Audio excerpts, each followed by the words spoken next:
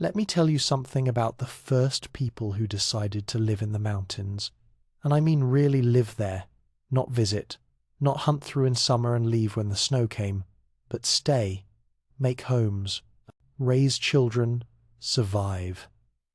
We're talking about 10,000 years before Christ. The ice sheets that had covered half the world were finally, grudgingly, pulling back. And as those glaciers retreated, they exposed something remarkable. High meadows, mountain passes, vertical landscapes that had been locked under ice for thousands of years. The animals figured it out first. Wild goats and sheep that could somehow process oxygen where there wasn't much oxygen to process. They went up into these newly exposed territories, and the people, Isrekti, specifically the women, Isrekti, followed them. Now, here's what gets me about this. These weren't casual decisions. You don't just walk up a mountain into oxygen-depleted air with your children, in terrain where winter doesn't just arrive, it attacks, where cold can literally kill you in hours. You don't do that on a whim. These women were choosing, actively choosing, one of the most hostile environments on Earth. The question is why? The answer, I think, tells us something fundamental about human nature. They went because up there, in those brutal heights, there was freedom. Freedom from competition with other tribes. Freedom to establish something new. And probably, if we're being honest, freedom from whoever or whatever they were leaving behind in the lowlands. In the Caucasus Mountains, that massive range between the Black Sea and the Caspian Sea, there was a woman. We don't know her real name. We only know what her descendants called her, the grandmother of eagles. And she discovered something that would echo through generations. Certain plants that grew in those high meadows could cure the lung sickness that struck newcomers to altitude.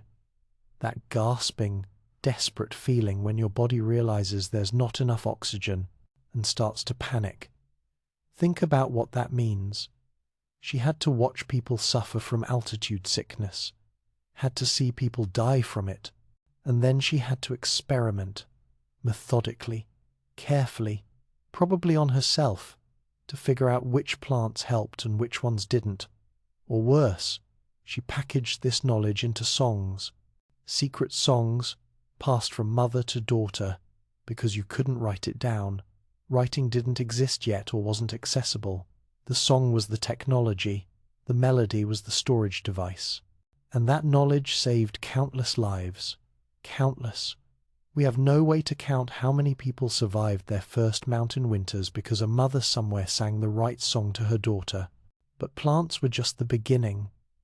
These original mountain mothers, and I use that term very deliberately because that's what they were, the mothers of mountain culture, they faced threats that would make modern survival training look like summer camp. Cave bears. Now, when I say cave bears, I need you to understand what we're talking about. These weren't the black bears you might see rummaging through garbage in a national park. Cave bears were twice the size of modern grizzlies. Imagine a predator the size of a compact car that could run faster than you and had evolved specifically to live in the caves you needed for shelter. That's what these women dealt with. They learned to read avalanche conditions by watching how snow crystals formed on pine needles. Let that sink in for a moment.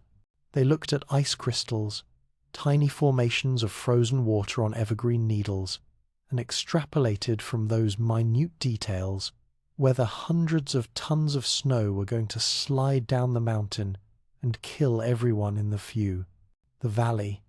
They didn't have meteorology. They didn't have probability models. They had observation, pattern recognition, and the understanding that being wrong meant everyone died. They discovered that lamb's blood mixed with barley could sustain a family through 3 moons of deep snow. 3 months on what amounts to blood porridge. This wasn't cuisine. This was mathematics. Protein plus carbohydrates equals survival. They figured out that caves facing east held warmth longer than caves facing west. Basic physics, but learned through experience, through cold nights, through the accumulated wisdom of the women who didn't freeze and could therefore teach the next generation. In the Alps, those magnificent mountains that would one day host ski resorts and chocolate shops, women were developing the first systematic methods for preserving meat in snow caves. They turned ice from enemy into technology. They created natural refrigeration systems that could keep food edible for months, maybe years. This wasn't just clever. This was revolutionary. This was the difference between starvation and survival. And in the Himalayas, the youngest, tallest, most impossibly vertical mountains on Earth, thrust up by continental collision into air so thin that lowlanders would pass out just walking, the women there learned which prayer flags would catch the winds that brought rain and which brought storms. Now, some people might call that superstition. I call it meteorology without instruments. They couldn't measure barometric pressure or humidity levels or wind speed at altitude, but they could watch coloured fabric move in the wind and correlate that movement with the weather that followed. They turned prayer into science, or maybe science into prayer. Either way, it worked. Here's the thing that really gets me. Every single one of these discoveries, the medicines, the avalanche predictions, the food preservation techniques, the weather reading, every single one represents women who paid attention, who noticed patterns, who experimented, who remembered, who taught. And they did all of this while pregnant, while nursing, while raising children in an environment that was actively trying to kill those children every single day. Cold, falls, predators, starvation, disease, time. The mountains offered death in a dozen different flavors. But these women figured out life instead. They didn't write books about it. They didn't publish papers. They didn't win awards or get recognition from distant kingdoms that probably didn't even know they existed. They just survived. And then they taught their daughters to survive. And those daughters taught their daughters. For thousands of years, this knowledge passed from mother to daughter, encoded in songs and stories and careful demonstrations in firelight. The songs weren't entertainment, though I imagine sometimes they were that too. The songs were databases. The songs were instruction manuals. The songs were the accumulated wisdom of generations of women who had looked at impossibly hostile terrain and said, "We're going to live here anyway." Think about the courage that required. Not the courage of a moment. Anyone can be brave for a moment. But the courage of the everyday. The courage to wake up every morning in a place where you know winter might kill you. Where you know that one wrong decision about when to move the herd or where to shelter could end your entire family line. And still choosing to stay. Still choosing those peaks, that thin air, that brutal beauty. Because here's what they understood, what they must have understood. Freedom isn't free. Not in the monetary sense, that's a different thing entirely. But free in the sense that if you want to live on your own terms, if you want to establish something new, if you want to be beyond the reach of whoever controlled the fertile valleys below, you paid for that freedom with hardship. You paid for it with danger. You paid for it with the constant, grinding difficulty of mountain life. And they decided it was worth it. 10,000 years before Christ, as ice retreated and mountains emerged, women looked up at those peaks and made a decision that would echo through all of human history. They said, "We're going up there. We're taking our children up there. We're going to learn everything those mountains can teach us, and we're going to survive." And they did. That was just the beginning. So we've established that by 10,000 years before Christ, women were surviving in the mountains. But surviving and thriving, those are two very different things. And what happens next, over the course of the next 7,000 years, is one of the most remarkable transformations in human history. These women didn't just survive, they built civilizations. Vertical civilizations. By 3,000 years before Christ, mountain women had moved from desperate survival mode into something else entirely. They had become architects, engineers, agriculturalists. They were designing systems that would sustain thousands of people in places where sustaining even a handful should have been impossible. Let's start in the Andes, the spine of South America. Mountains so high that if you transplanted them to anywhere else on Earth, they'd still be the tallest things around. The women there looked at wild guanacos, pre-play, these skittish, half-tamed creatures that lived at altitude, and they made a decision. They were going to turn these animals into something useful. They were going to create the llama. Now, this wasn't like domesticating dogs, where wolves kind of self-selected into human communities because we had scraps and fire. This was deliberate breeding, generational breeding.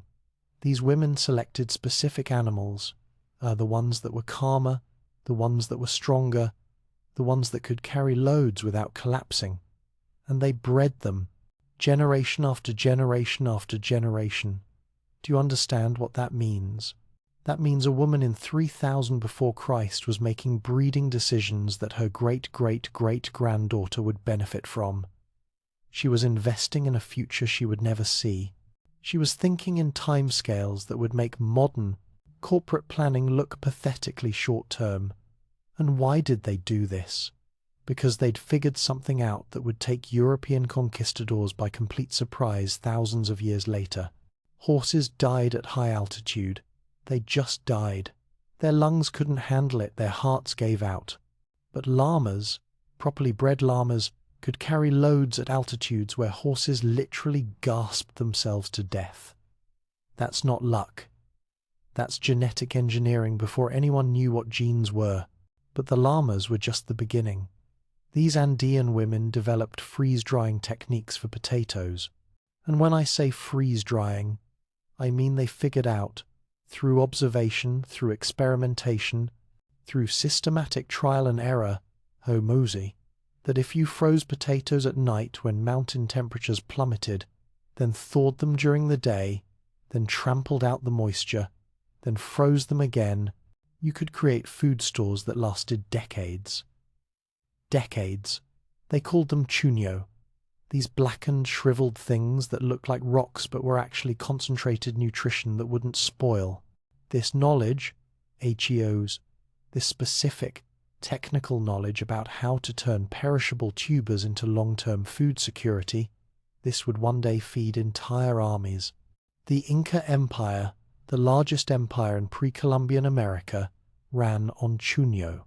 And chuño was invented by women whose names we'll never know, working in mountain valleys thousands of years before there was an empire to feed. Now let's jump to the Swiss Alps. Completely different mountain range, different climate, different plants, different animals, but the same pattern emerging, women establishing the first high pasture rotation systems. Here's what that means in practical terms. You can't just put cattle on a mountain meadow and leave them there. You'll destroy the meadow. Overgrazing, erosion, ecological collapse. It happens fast, and it happens permanently. These women figured out that you had to move the cattle through different meadows in specific patterns, not random patterns, calculated patterns that maximized grass growth while preventing erosion. They were doing ecological management, systems-level thinking about how to sustain animal populations in a fragile environment. And they did this without textbooks or agricultural extension services or university degrees. They did it by watching what happened when they made different choices, and remembering which choices led to healthy meadows and which led to bare dirt. But here's the detail that really gets me. These women sang to their cattle, specific songs, and modern people might hear that and think, oh, how quaint, how pastoral, mountain women singing to their cows. No, stop. That's not what this was. These women had discovered that certain tones, certain frequencies, calmed cattle during treacherous cliff traversals. This wasn't sentiment. This was acoustic engineering. They had figured out that if you kept your cattle calm with the right kind of sound, they didn't panic, they didn't bolt, they didn't plunge off narrow mountain paths and take half the herd with them. The song was technology. The melody was a tool. Every note had a purpose. In Tibetan valleys, women, and we're talking about altitudes that would make the Swiss Alps look like foothills, women controlled the yak wool trade. Now, yaks are remarkable animals. They're basically designed for high-altitude survival, but yak wool in its raw state is coarse, rough, not particularly valuable. Tibetan women developed a spinning technique that created thread so fine it could pass through a wedding ring. Read that again. Thread that could pass through a wedding ring. Yet this thread was strong enough to weave into fabric that could shelter families from winds that could literally flay skin from bone. How many thousands of hours of experimentation does that represent? How many women sitting by firelight, trying different tensions, different twists, different techniques, until they achieved something that seemed physically impossible, and then teaching their daughters, showing them the exact hand movements, the precise tension, the subtle art of turning something coarse into something fine. This wasn't craft. This was engineering at the molecular level, using nothing but human hands and accumulated knowledge. Now, let me tell you about avalanche prediction, because this might be the most impressive thing these mountain women developed, and it's certainly the most immediately life or death. They created systems, actual systematic frameworks, for predicting avalanches based on moon phases, wind patterns, and the behavior of marmots. Marmots, those chubby ground squirrels that lived in the high mountains. These women noticed that marmots acted differently before avalanches. Maybe they went to ground earlier. Maybe they changed their calling patterns. Maybe they moved to different elevations. Whatever the signals were, the women learned to read them. They combined that with lunar observations. The moon affects snow stability through temperature variations between lunar reflection and darkness. They didn't know the physics of why this worked. They just knew it did work. Full moon meant different avalanche conditions than new moon. They tracked this. They remembered it. They taught it. And wind patterns.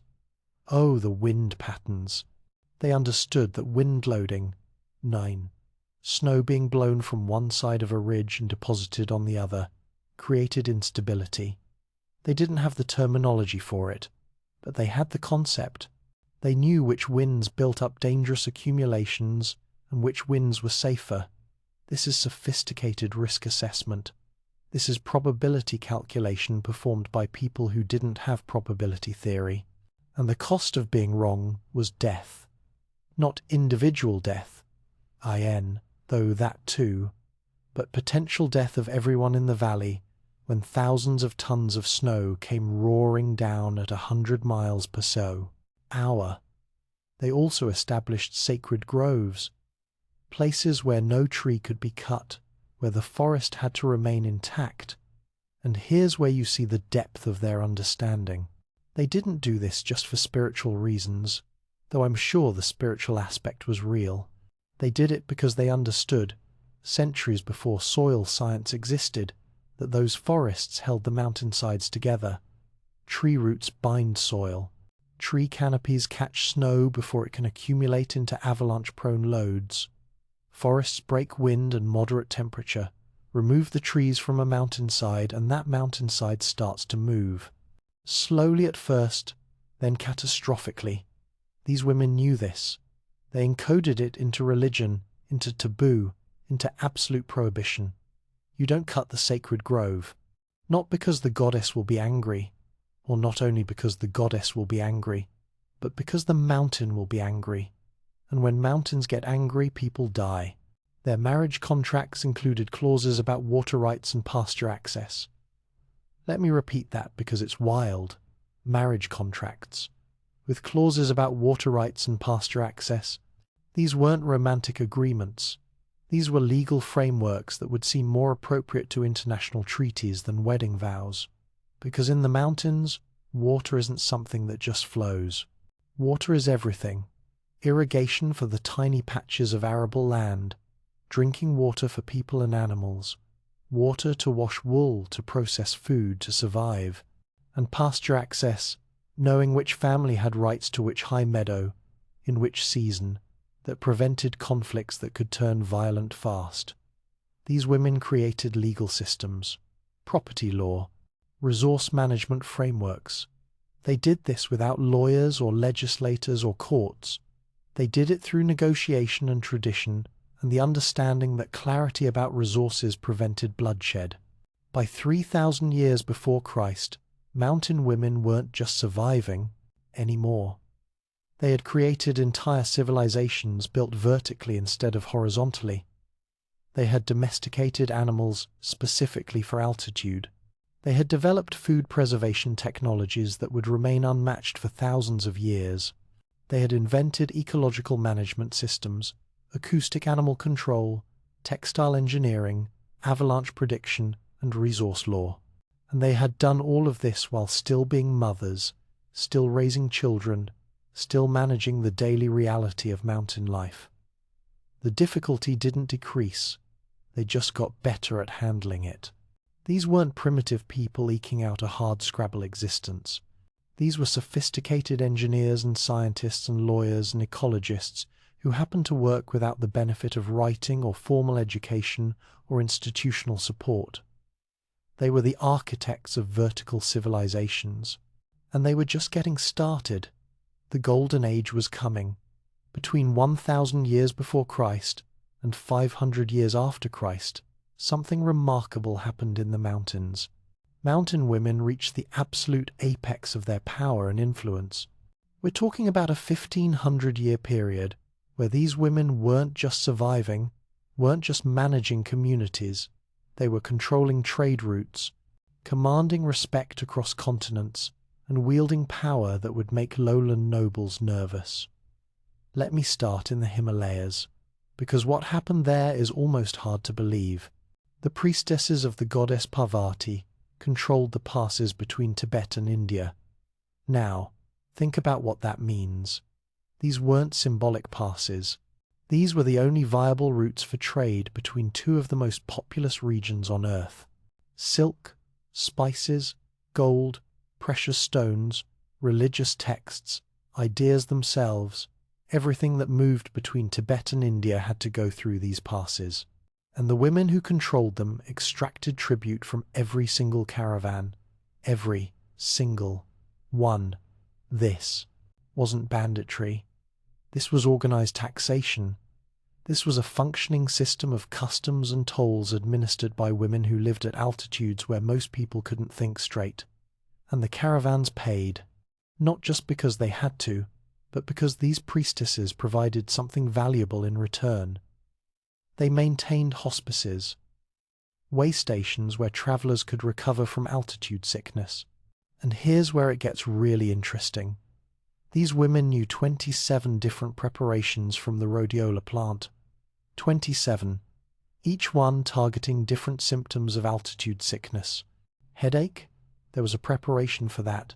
Nausea? Different preparation. Pulmonary edema? H-knee. When your lungs fill with fluid and you drown from the inside. They had something for that too. Cerebral edema, ICA, when your brain swells and you start hallucinating, when you lose coordination, when you die, they could treat it.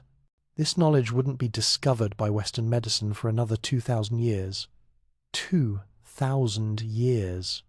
While European doctors were still bloodletting and applying leeches, these Himalayan priestesses were administering targeted pharmaceutical interventions for altitude-related conditions, and they kept this knowledge secret, carefully guarded, passed from priestess to priestess in training systems that took decades. Because knowledge was power, knowledge was leverage, knowledge was what allowed them to extract tribute from wealthy merchants and maintain their independence in one of the harshest environments on Earth. Now let's talk about the Berber women of the Atlas Mountains in North Africa. These women commanded respect across an entire region for one reason: saffron. Saffron.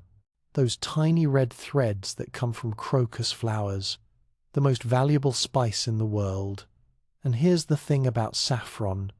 It only grows in specific conditions. High altitude, particular soil, exact temperature ranges. The Atlas Mountains had those conditions, and Berber women had figured out how to cultivate it. A single family's saffron harvest, managed exclusively by women, could purchase enough grain to feed an entire village through 3 winters. One harvest, 3 winters of food security. That's not agriculture. That's wealth generation at a scale that would make modern investment bankers pay attention. But growing saffron in the Atlas Mountains wasn't just about planting flowers and waiting. These women developed irrigation channels, carved into cliff sides, not simple ditches, engineered channels that captured morning mist and condensed it into water for their precious purple flowers. They were harvesting water from air.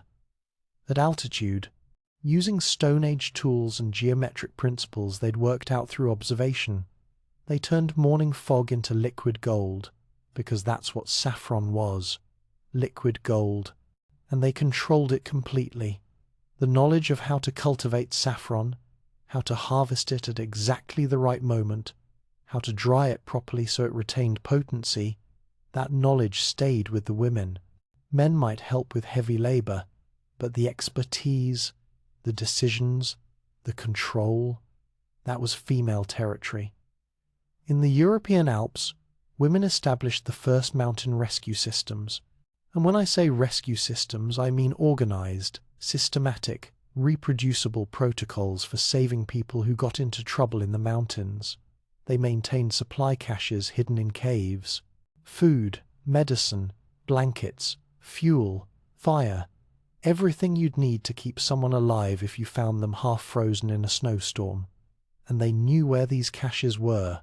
Every woman in the rescue network knew the locations, knew what was in each cache, knew when supplies needed to be replenished. They trained dogs, specifically trained them to find people buried in avalanches. This is sophisticated animal training we're talking about. Teaching a dog to detect human scent under feet of compacted snow, to dig in the right place, to alert handlers. This wasn't luck or instinct. This was methodical training programs that these women developed and refined over generations. How many people are alive today because some alpine woman in the year 200 figured out how to teach dogs to find avalanche victims? We'll never know, but it's not zero. It's not even close to zero. Now, let me tell you about the vulture mothers of the Caucasus, because this story is almost mythological, except it's real. These women could read weather patterns 3 days in advance by watching the flight patterns of birds. 3 days. Not tomorrow's weather. Anyone with decent observation skills can make an educated guess about tomorrow. But 3 days out? That requires understanding how birds respond to barometric pressure changes that humans can't sense, how they react to approaching storm systems still beyond the horizon, how their behavior shifts in response to environmental cues that wouldn't be measurable with instruments for another 1,000 years.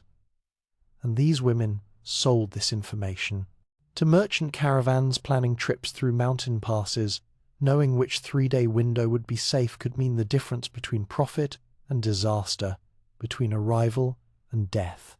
They paid in gold. They paid in silk.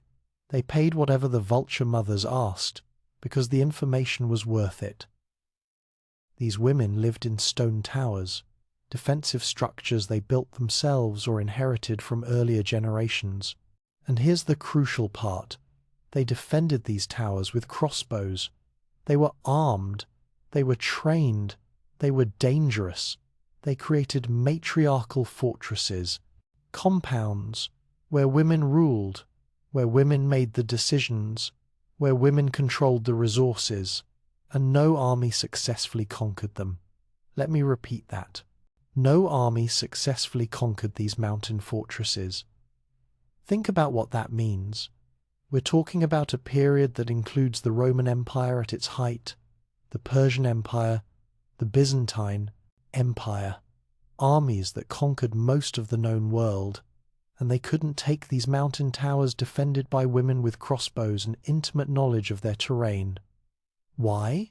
Because siege warfare doesn't work well in mountains, because supply lines become nightmares at altitude, because these women knew every path, every shortcut, every defensive position, because they could rain crossbow bolts down from positions where you couldn't effectively return fire, because they could retreat higher and higher until the army below just gave up and left. The vulture mothers understood something fundamental. In the mountains, mobility and knowledge matter more than numbers. 10 women who know the terrain can defeat 100 who don't, and these women knew their terrain like they knew their own bodies. This 1500-year period, ICH, from 1000 before Christ to 500 after, represented the absolute pinnacle of mountain women's power. They controlled trade routes, they commanded economic resources, they maintained military power, they possessed knowledge that the rest of the world desperately needed and couldn't access without their cooperation. They weren't asking permission from lowland authorities, they weren't seeking approval from distant kings. They were autonomous, independent, self-sufficient, powerful. And here's what really gets me about this golden age. These women achieved all of this while still doing everything else. They were still raising children, still managing households, still preserving food and treating illness, and maintaining the daily operations of mountain life. They didn't get to focus solely on power or politics or economics. They had to do all of that on top of everything else. A Himalayan priestess extracting tribute from a merchant caravan still had to go home and make dinner. A Berber woman managing a saffron empire that fed villages still had to nurse her children.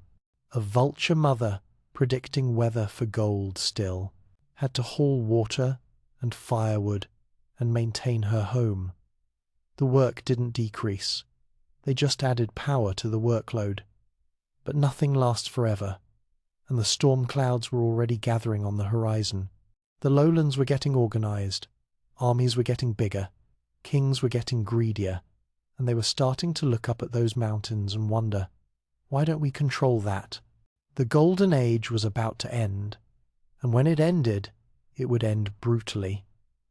The year 1000 after Christ marks a turning point. Not a sudden catastrophic break in E1. History rarely works that way, but the beginning of changes that would, over the next 500 years, systematically destroy the power and autonomy that mountain women had built over millennia. Lowland kings were getting powerful, really powerful. Agricultural surpluses from increasingly efficient farming meant they could support larger armies for longer campaigns, and they started sending those armies into the mountains for resources they wanted. Timber for shipbuilding, metals for weapons and coins, land for expansion.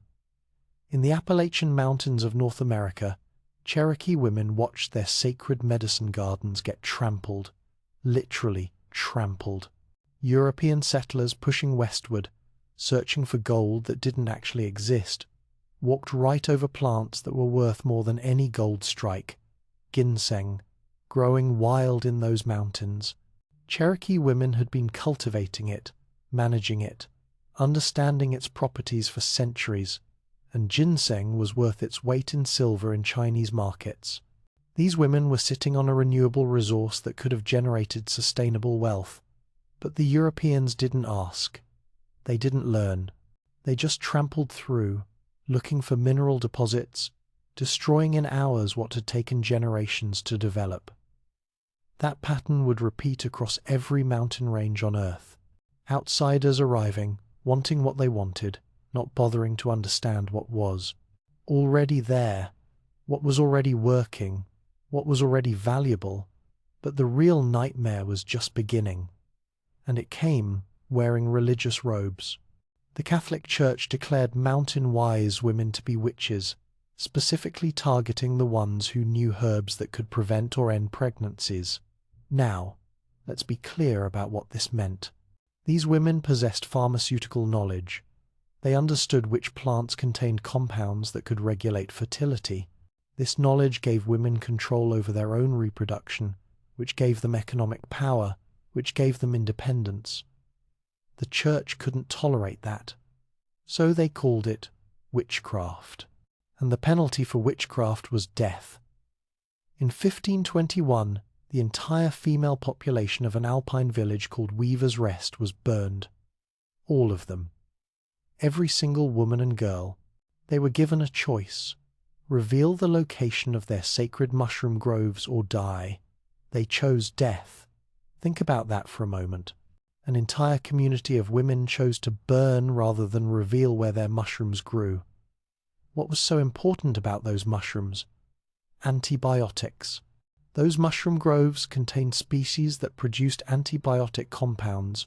These women had knowledge of antibiotics that wouldn't be officially rediscovered until Alexander Fleming noticed mold on a petri dish in 1928, 400 years later. The women of Weaver's Rest took that knowledge into the flames with them. Every preparation, every application, every careful observation about which mushroom treated which infection, gone. Burned away because the church decided their knowledge was heretical. And this wasn't an isolated incident. This happened in village after village, valley after valley, throughout the European mountains. The Inquisition was particularly brutal in mountain regions, because mountain women had maintained more autonomy, more pre-Christian practices, more of that ancient knowledge that threatened church, authority. We'll never know how much was lost. How many treatments, how many preparations, how many systematic understandings of chemistry and biology and medicine went up in smoke because frightened or zealous men decided that women with knowledge were dangerous. Now let's go to South America. 1532. Francisco Pizarro and his conquistadors arrive in the Andes. They bring diseases, smallpox, measles, typhus, that kill faster than altitude sickness ever did. The women who might have developed treatments, who might have found medicinal responses in their vast knowledge of high-altitude plants, were being forced into silver mines instead. The Spanish discovered massive silver deposits in the mountains, and they needed labor to extract it. So they implemented the meter system, IMD, forced labor that drafted indigenous people, including women, into the mines. These women breathed toxic dust, 8, 10, 12 hours a day, their lungs filled with particulates. They died young, they died gasping, and with them died knowledge that had survived for thousands of years. Because here's the thing about oral traditions. They're incredibly durable until they're not. If you break the chain of transmission, AC, if the women who know can't teach the women who need to learn, the knowledge just vanishes. It doesn't exist in books. It doesn't exist in databases. It exists only in human memory and human practice. Break that chain and it's gone forever. But mountain women didn't go quietly. They fought back, and they fought with weapons that armies couldn't defend against. They poisoned wells before invading armies arrived. Not random poisoning, strategic, calculated poisoning using plants that would make soldiers sick but not kill them, because a sick soldier is more of a burden to an army than a dead one. A sick soldier needs care, needs resources, slows everyone down. They burned their own grain stores rather than let enemies have them. Scorched earth tactics before that term existed. If an army was coming and couldn't be stopped, fine. They'd get a valley emptied of anything useful. They'd have to bring all their own supplies, which meant they couldn't stay long, which meant the women could outlast them, and they taught their daughters songs.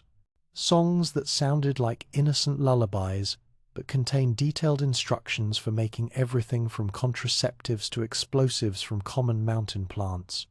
The information hiding in plain sight, in plain sound, passed from mother to daughter under the noses of occupying forces who didn't understand what they were hearing. The poison mothers of the Pyrenees killed 300 French soldiers over 5 years without firing a single shot. 300. They used mushroom preparations that mimicked natural diseases. A soldier would get sick, develop symptoms that looked like cholera or typhus or food poisoning, and die. The French never figured it out. They just thought the mountains were unhealthy. They thought disease was striking their forces. It was. But the disease had human agents who knew exactly what they were doing. This is asymmetric warfare at its most sophisticated. Mountain women couldn't face professional armies in open battle. They didn't have the numbers or the training or the weapons, but they had knowledge. They had patience. They had the mountains themselves as weapons, and they used all of it. Still, they were losing. Slowly, inexorably, they were losing ground. The sheer weight of lowland populations, the organized power of emerging nation-states, the technological advantages of gunpowder and steel, all of it was pressing in. The autonomous mountain strongholds were falling one by one. The matriarchal fortresses were being conquered or circumvented, or simply made irrelevant by changing trade routes. The golden age was over. The storm had arrived, and it was about to get much, much worse. Because what came next wasn't just conquest, it was erasure. Systematic, deliberate erasure of mountain cultures and the women who sustained them. The Industrial Revolution was coming, and it would accomplish in decades what armies had failed to do in centuries. It would break the mountains themselves. The Industrial Revolution didn't arrive in the mountains like an army. It arrived like an avalanche, starting slow, then accelerating beyond anyone's ability to stop or escape. By 1850, railroads were piercing mountain valleys that had remained isolated since the Ice Age. And right behind those railroads came lumber companies with steam-powered saws that could clear in a single month forests that had stood for millennia. Think about what that means in practical terms. Remember those sacred groves that mountain women had protected for thousands of years, the ones they'd encoded into religion and taboo because they knew those forests held the mountainsides together? Gone. Clear-cut. Turned into lumber for railroad ties, or ship masts or building materials. The companies didn't care about erosion. They didn't care about avalanche risk. They didn't care about the ecological networks that depended on those forests. They cared about board feet of timber and profit margins. And the mountain men left. That's the part that doesn't get talked about enough. Industrial jobs in the cities paid cash wages. Mountain life, for all its freedom, didn't generate much cash. It generated food, shelter, community, autonomy, but not cash. And cash was becoming necessary for things that used to be made locally: tools, cloth, medicine. So, the men left for factories, and they left the women to manage impossible agricultural demands alone. In the Rockies, the last free-living mountain women, descendants of French trappers and Native Americans who had created their own mixed culture in the high peaks, they retreated higher and higher. But there's only so much higher you can go. Eventually, there's just rock and ice and nowhere left. To run. And then what do? You vanish. You die out, or you surrender and come down into settlements where everything that made your life meaningful is systematically destroyed. Then came World War I, and it drafted mountain men by the thousands specifically for their climbing skills. The Alps became a battlefield. Armies fought over passes that women's grandmothers had freely travelled, trading with both sides, answering to no one. Now those passes had trenches and barbed wire and artillery. The villages were left with only women, children, and the elderly, and the armies came through taking supplies, requisitioning food, confiscating livestock. What they called requisition, mountain women called theft. But what were they going to do? Fight the army? Some did. In the Alps, women maintained elaborate deception networks. They moved their remaining livestock through hidden passes at night. They hid grain in mountain caves that hadn't been used since their ancestors escaped cave bears. They kept their children alive on pine needle soup and ground acorns, while armies fought over their valleys. Pine needle soup. Let that sink in. They were boiling pine needles for the vitamin C to prevent scurvy, while their children's fathers died in trenches 10 miles away. This is what survival looked like during the Great War in mountain regions. And then came the influenza pandemic of 1918, the one that killed more people than the war itself. It struck mountain communities with particular cruelty because it killed young adults, the healthiest people, the ones who should have survived. It killed the young women who held the oral traditions just as they were preparing to pass them to the next generation. Imagine you're a grandmother in a mountain village in 1918. You've spent your entire life learning from your mother and grandmother. You know the songs, the preparations, the techniques, the locations of the sacred plants. You've been teaching for your daughter for years. She's 25 now, has children of her own, and she's ready to take on the full knowledge. And then she gets sick, and in 3 days she's dead. Your knowledge dies with you now. Your granddaughters are too young. There's no one else. The chain breaks. This happened in village after village, valley after valley. The flu killed the transmission mechanism. It killed the women who were the living libraries of mountain culture, and when they died, they took thousands of years of accumulated knowledge with them. But the final blow, N40, the thing that completed the destruction that war and disease had started, came with modernization's false promises. Governments in the mid-20th century decided that nomadic mountain peoples needed to be settled for their own good. They forced them into permanent settlements, separating women from the high pastures where their medicinal plants grew. They built schools that were forbidden to teach in mountain languages.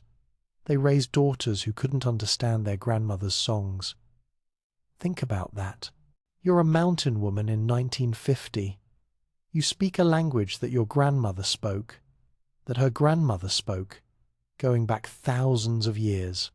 Your daughter goes to a government school where that language is forbidden. She comes home speaking the national language, ashamed of your old ways. She doesn't want to learn the songs. She wants to be modern. She wants to move to the city. And you watch your entire culture die in one generation. In 1953, the last traditional sky burial performed by Tibetan women was banned.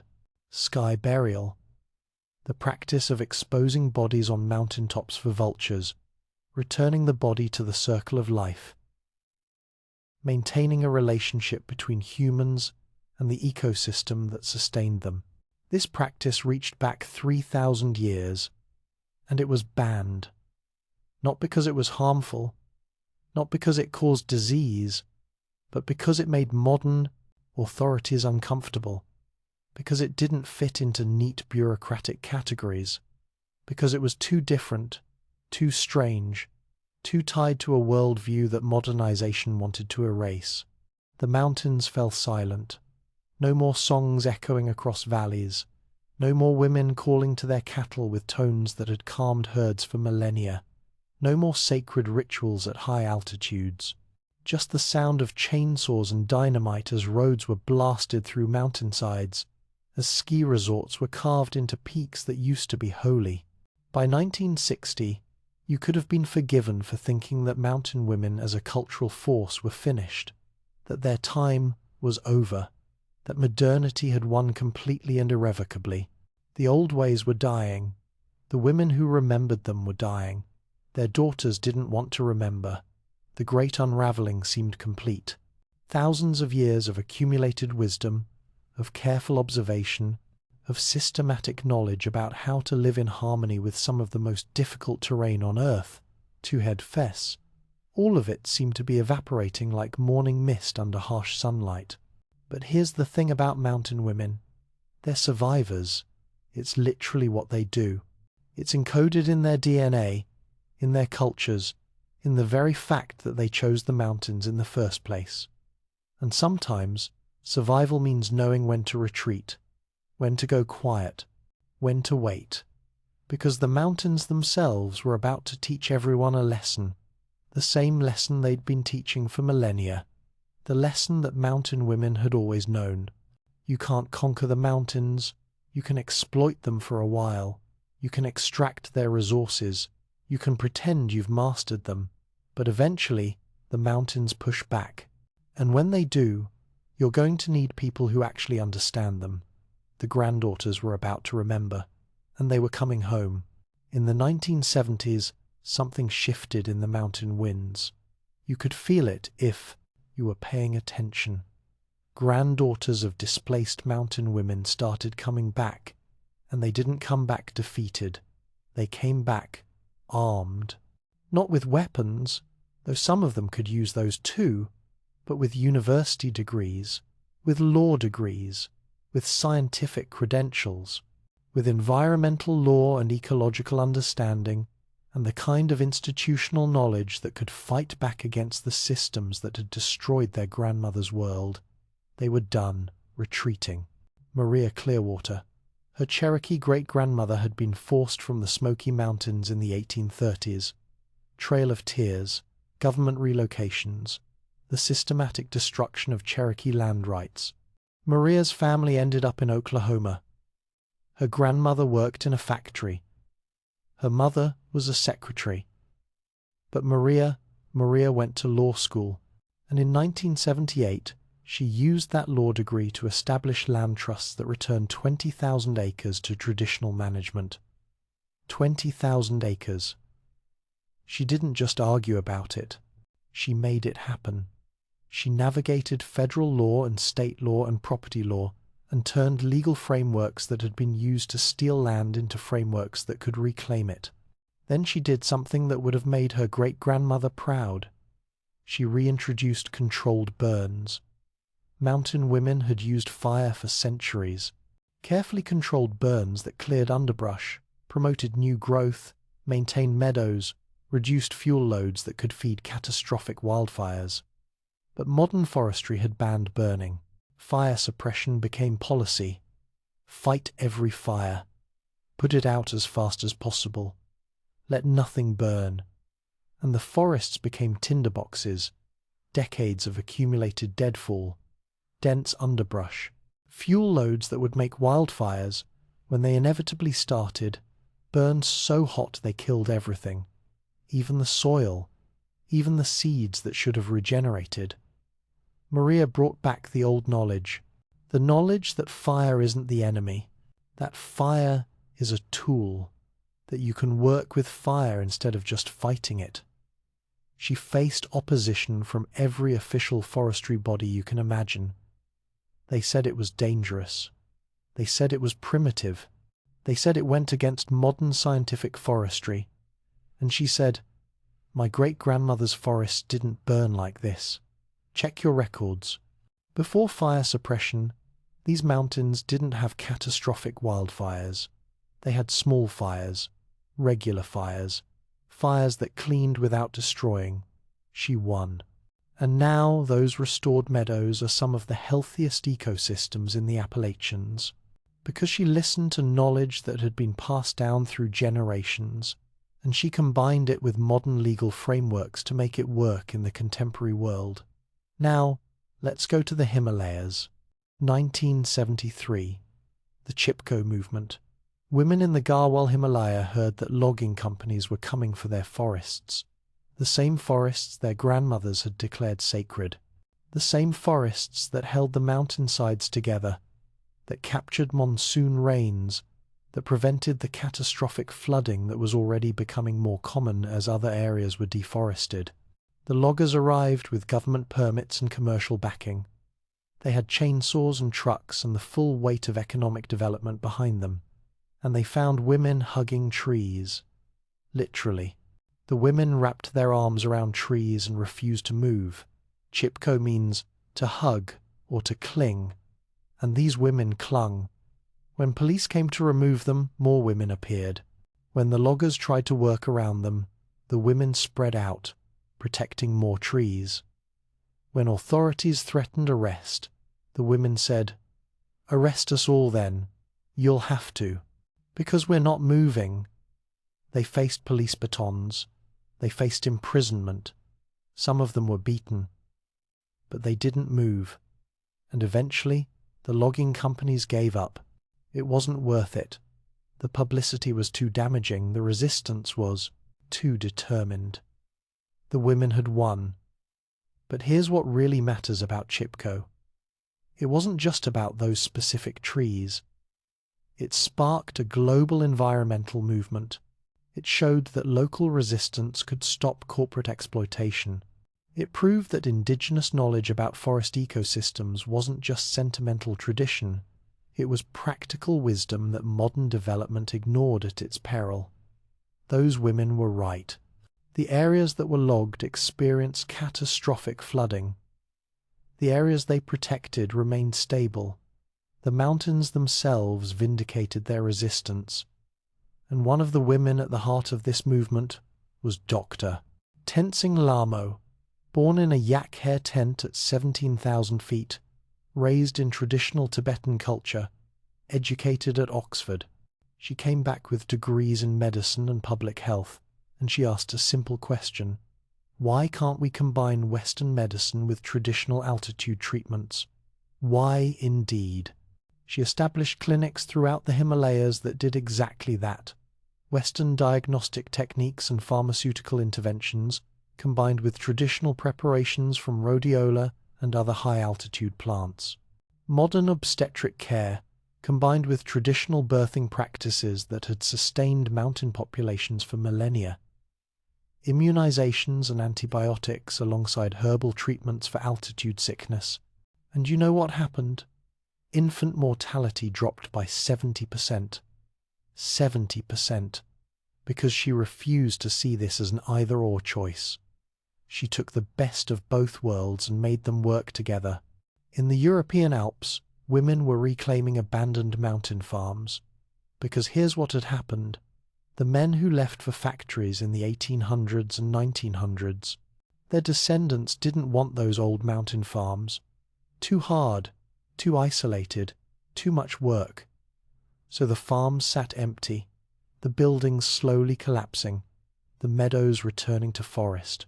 But then educated, motivated, women started buying them, fixing them up, using traditional techniques to produce cheese and herbs and wool that commanded premium prices from restaurants and boutiques seeking authentic, sustainable products. These new mountain women created economic models that valued sustainability over extraction.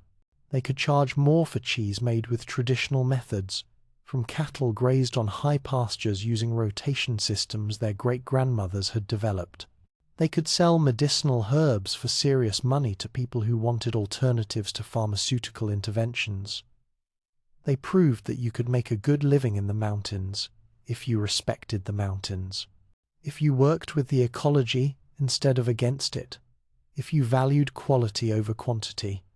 And they fought ski resorts, because ski resorts in the late 20th century were getting massive. They wanted to clear huge swaths of forest for runs. They wanted to dynamite mountainsides for base facilities. They wanted to divert streams for snowmaking. They wanted to turn mountains into theme parks. These women said no. They filed environmental impact statements. They testified before parliaments and local councils. They brought data about watershed destruction and habitat loss and erosion. They talked about climate change impacts they could see, alpine flowers blooming earlier, glaciers retreating, precipitation patterns shifting. And sometimes they won. Not always. Money and development pressure are powerful forces. But sometimes, enough times to matter, they stopped the bulldozers. They saved the watersheds. They preserved ecosystems that would have been destroyed. These weren't romantics pining for some imaginary past. These were hard-headed, well-educated women who understood that the old knowledge had value. That traditional mountain management wasn't primitive, it was sophisticated. That their grandmothers weren't ignorant peasants. They were brilliant ecologists who had maintained sustainable systems for thousands of years. The daughters were coming home, and they were bringing with them everything that modernity could offer: education, legal frameworks, scientific validation, global networks. They were combining that with everything their grandmothers had known. Their ecological wisdom, practical techniques, deep understanding of mountain systems. They weren't trying to turn back time. They were trying to move forward with all the knowledge, both old and new. They were proving that tradition and progress aren't opposites. They're tools. And you need both to actually solve problems. The great unraveling wasn't complete after all. The chain hadn't completely broken. Enough knowledge had survived, in memories, in practices, in songs, that a few women still sang. And the granddaughters were picking up those threads and weaving something new, something that honored the past while facing the future, something that understood both the power of mountains and the power of modern tools to protect them. The return had begun, and it was just in time, because the mountains were facing their greatest threat yet: climate change. Today, right now, as the 21st century unfolds, mountain women stand at the intersection of ancient wisdom and modern crisis. And here's the thing: the crisis is real. Climate change is melting glaciers that have provided water for billions of people. It's shifting weather patterns that mountain ecosystems can't adapt to fast enough. It's creating conditions that even traditional knowledge wasn't designed to handle because these conditions are unprecedented. But the women who know how to read the mountain's warnings, they're finally being heard. In Peru, indigenous women are leading scientists to ice caves, hidden caves at extreme altitude where their ancestors preserved seeds. Not just any seeds, varieties of potatoes and quinoa and other crops that have been maintained for hundreds, sometimes thousands of years. Genetic diversity that modern agriculture has lost in its push for standardized varieties. These ice caves are natural freezers. They maintain constant temperatures just above freezing year-round. And mountain women have been using them as seed banks since before the Inca. They knew, through observation, through hard experience, that you don't put all your genetic eggs in one basket, that you maintain diversity, that you save the old varieties even when you're growing new ones because you never know when you'll need them. Now, climate change is threatening global food security. Crop varieties that work in today's conditions might fail in tomorrow's. And suddenly, those old seeds, those hundreds of varieties that were preserved by women who never heard the term genetic diversity but understood the concept, those seeds might save agriculture. The scientists are listening now. They're documenting these traditional seed banks. They're studying the preservation techniques. They're asking how the women knew which varieties to save. And the women are answering carefully. Because knowledge is still power. Knowledge is still leverage. Some things you share, some things you keep. Modern mountain women include avalanche specialists who combine traditional knowledge with satellite technology. They're reading the same signs their grandmothers read: snow crystal formations, wind patterns, animal behavior. But now they're also looking at snowpack depth from satellite imagery, temperature gradients from weather stations, historical data from decades of records. They're better than pure algorithms. Algorithms can process data, but they can't feel the mountain. They can't sense the subtle wrongness that experienced mountain women recognize. That intuition that says something's off even when the data looks okay. The intuition that saved countless lives. There are midwives delivering babies at altitudes where helicopters can't fly, where modern medical evacuation isn't an option, where if something goes wrong during birth, you have to handle it yourself or the mother and baby die. These women combine modern obstetric knowledge with traditional practices. They know which herbs help with hemorrhage. They know positions for breech births that Western medicine is just rediscovering. They know how to handle complications that their grandmothers handled and their great-grandmothers before them, and they save lives. In places where modern medicine says you need a hospital, you need specialized equipment, you need backup, these women deliver healthy babies and keep mothers alive, using knowledge that's been passed down for generations, plus training from modern medical systems. Conservation biologists are working with mountain women to protect snow leopards, using tracking methods that were developed by hunters. Because here's the thing, Mountain women's ancestors hunted these animals. They knew how to find them, how to follow them, how to predict their movements. That knowledge doesn't become useless just because now the goal is protection instead of hunting. The techniques still work. Young women are streaming traditional weaving techniques on social media. They're sitting in mountain villages with smartphones, showing the world how to create textiles using methods that are thousands of years old. And they're selling those textiles to international markets. Someone in New York or London or Tokyo can watch a video of a woman in the Andes creating traditional patterns, place an order, and receive a piece of functional art that connects them to techniques that predate written language. These young women are proving that traditional doesn't mean obsolete, that you can honor your ancestors while embracing modern technology, that you can live in a village that never had electricity but now has solar panels powering internet routers, and maintain your culture while engaging with global markets. Mountain women today operate solar-powered workshops. They run businesses from settlements that a generation ago had no power, no phones, no connection to anything. They're proving that progress doesn't require abandoning the heights, that you don't have to move to the city to participate in the modern economy, that you can stay in the mountains and thrive, not just survive. But here's what really matters.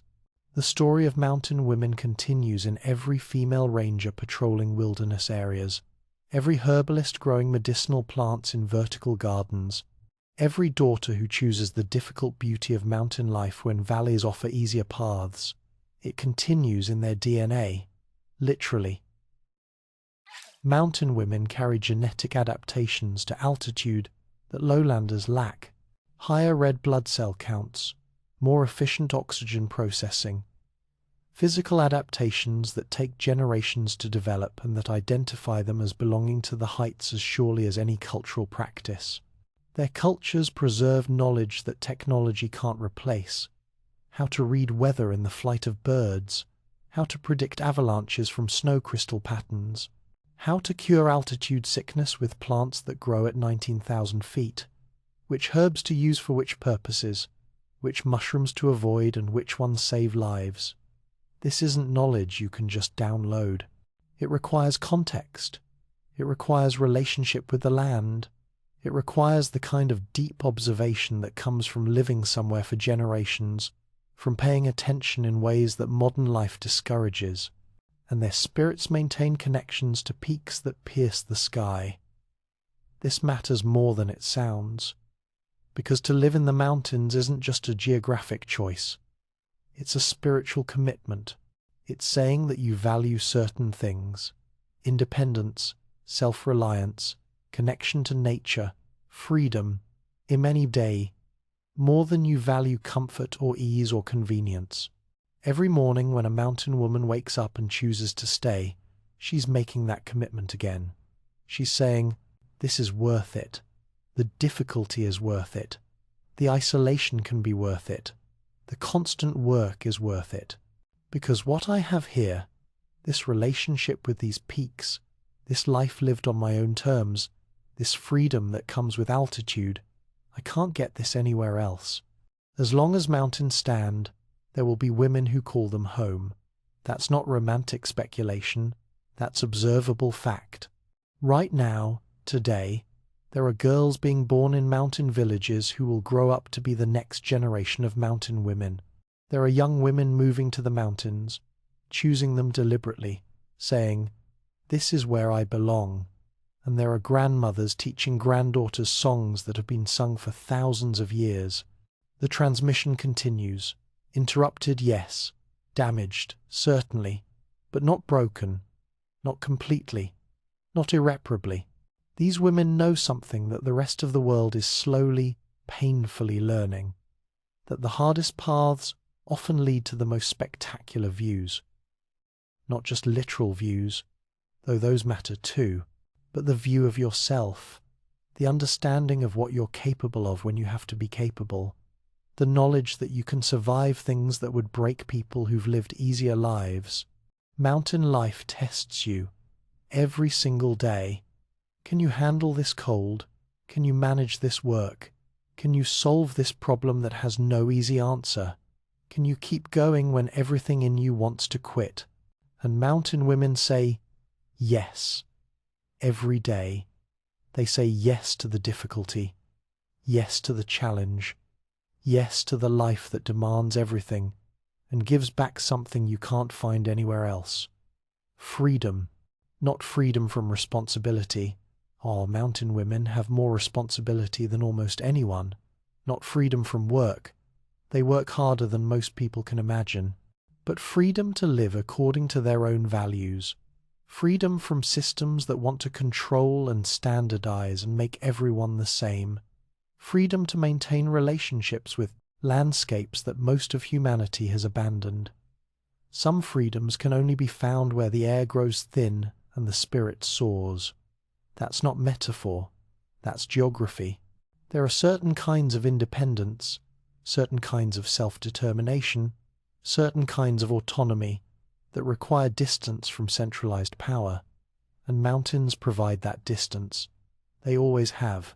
10,000 years ago, women followed wild goats into newly exposed mountain valleys because they wanted something different from what the lowlands offered. Today, women are still making that choice, still saying, I want the mountains, I'll accept the difficulty, I'll embrace the challenge, I'll take the hard path because what I get in return is worth it. The tools have changed. Solar panels instead of pine pitch torches, smartphones instead of smoke signals, satellite imagery instead of reading weather in bird flight, though the best mountain women do both. But the fundamental equation hasn't changed. Mountains offer freedom in exchange for difficulty. They offer autonomy in exchange for constant work. They offer belonging in exchange for accepting that you'll always be fighting gravity, fighting weather, fighting the basic physics of trying to live somewhere that wasn't designed for easy human habitation. And mountain women, across every mountain range on Earth, across every culture and language and tradition, they look at that equation and they say, deal. They've been saying it for 10,000 years. They're saying it today, they'll be saying it tomorrow. Because here's the final truth, the thing that ties this entire story together. Mountain women aren't trying to conquer the mountains. They never were. That was always a lowlander's mindset. The idea that you can dominate nature, control it, bend it to your will. Mountain women know better. You don't conquer mountains. You negotiate with them. You learn their rules. You adapt to their demands. You give them the respect they require. And if you do that, if you approach them with humility and observation and patience, they'll let you live. They'll even let you thrive. But they'll never be tamed. They'll never be safe. They'll never be easy. And the women who love them wouldn't want them any other way. The glaciers that retreat today will reveal new valleys, new possibilities, new challenges, just like they did 10,000 years ago when this story began. And there will be women who look at those newly exposed peaks and think, I wonder what's up there. I wonder if we could live there. I wonder what we could build. The daughters of stone and sky, the architects of vertical civilizations, the keepers of knowledge that connects present to past and both to future. The women who chose the hardest paths and found the most spectacular views. Mountain women. Their story didn't end. It's still being written. Every day, in every mountain range on Earth, women are adding new chapters, new techniques combined with ancient wisdom, new challenges met with old resilience, new technologies in service of timeless values. And as long as there are peaks that pierce the sky, as long as there are valleys where the air grows thin, as long as there are places where human beings have to be stronger and smarter and tougher just to survive, there will be women who look at those places and say, that's home, that's where I belong, that's where I'm free. The eternal flame burns on in thin air, passed from mother to daughter, from grandmother to granddaughter, from one generation of mountain women to the next, unbroken, unbreakable, eternal,